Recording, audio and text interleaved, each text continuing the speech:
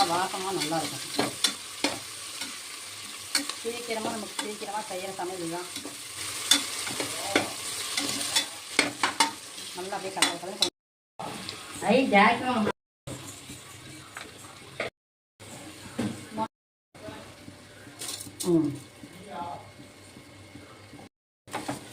நல்லா இருக்க நேரமா பருப்பு சாப்பாட்டுக்கு 2 டம்ளர் அரிசி 1 டம்ளர் பருப்பு 5 டம்ளர் தண்ணி நல்லா காய் கொடு.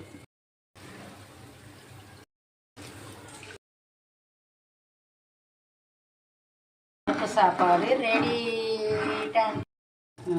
முடிஞ்சு.